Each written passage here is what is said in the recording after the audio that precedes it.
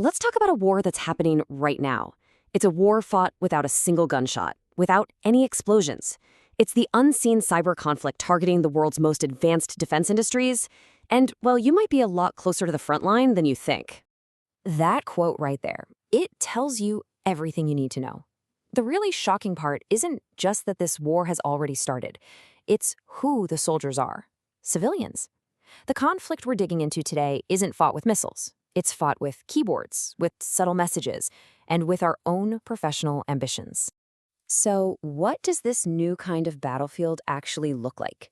Well, a nation's defense isn't just about the weapons it has. It's the whole ecosystem, the design philosophy, the communication networks, the supply chains. And that's the real key here. The biggest vulnerability isn't the fortress itself, but everything that's happening just outside its walls. The research we're breaking down points to a very specific, very long-term strategy it calls China's military IT war. Now, this isn't about some quick, flashy attack. No, this is a quiet, patient infiltration. It's a strategy that's designed to completely avoid an opponent's strengths and instead go after their hidden weaknesses, to get a massive advantage without ever firing a shot. Okay, so this is the real front line. Forget attacking the military head-on. Why would you? The shortest, most effective path to disabling a nation's defense goes right through its civilian ecosystem. We're talking about the contractors, the university labs, even individual engineers just sharing their work online. And this is where things get, well, shockingly personal. Because the main point of entry isn't some software bug or a coding vulnerability. It's a human one. The target isn't just your computer. The target is you. Let's break this down. On the one hand, you have your classic PC intrusion, hacking, malware, the stuff we all hear about. But on the other hand, you have what's being called life intrusion. And this is way more subtle. It doesn't exploit code, it exploits us.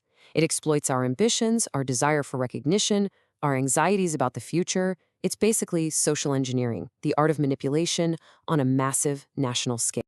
So how does an attack like this even start? It almost always begins with a simple message, something that looks totally harmless, maybe even flattering, that you'd get on a platform like LinkedIn or X. The whole point is just to build trust, to establish some kind of relationship, and then slowly pry open the door. And you know who's a massive target in all of this? The academic world. I mean, think about it. Research in robotics or image recognition gets developed in a university lab. This analysis shows that some of those civilian breakthroughs have been cited directly in Chinese military papers. What's a university project today could absolutely become a battlefield advantage tomorrow. So that brings us to the real strategic goal here. The ultimate prize isn't to steal a physical missile or a fighter jet. It's to steal its essence, the knowledge, the design philosophy, the operational doctrine. It's about stealing the master plan. And hey, don't for a second think this is just some theory. This has been going on for years. Way back in 2011, a major Japanese contractor got hit. You fast forward to 2020, and a government defense agency itself was breached. The really scary part is that these intrusions can go undetected for a very, very long time. It's a patient, long-term game. This quote from the source material just sums it up perfectly. I mean, why would you spend decades and billions on R&D when you can just steal the thinking behind a successful weapons system? You get the what, the how, and the why. This lets what the source calls a copy nation not just catch up, but potentially even surpass the original. All right, so this is where it all leads. This is the end game.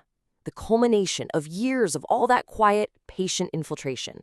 And the final phase of this whole strategy? It is completely silent. It lies dormant into the most critical moment imaginable. First, we got to understand what the goal isn't. In peacetime, it's not about creating big, loud explosions. Come on, that's way too obvious. It would trigger an immediate response. The real goal is much, much quieter. The real objective is to create a complete, detailed map of the entire defense ecosystem, to identify every single pressure point, every contractor, every server, every communication link. It's about knowing exactly where to cut to cause total paralysis.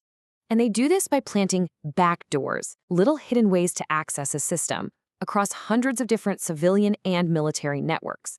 They're planted years in advance, just sitting there, dormant, waiting. And then they're triggered all at once, at the precise moment a nation is most vulnerable, like in the middle of a tense international crisis. And the result of all this is devastatingly simple. Communication systems suddenly have mysterious delays. Critical software just fails to boot. Orders get lost in the ether. The entire defense apparatus is paralyzed, not by an explosion, but by 1,000 tiny digital failures. The weapons just don't want. So, the big question is, how in the world do you even begin to fight an invisible threat like this? Well, the research lays out a coordinated 3-layer defense strategy, one that tackles the problem at every single level. Let's break this down. First, at the state level, security can't just stop at the military's door. It has to extend to cover all the companies and universities in the defense ecosystem. Second, for organizations, this means a huge cultural shift away from convenience and towards security, isolating critical systems, locking down access, and finally, and this one is for all of us, at the individual level, it requires a complete change in our mindset. We have to abandon the default assumption that every professional message we get online is sent in good faith.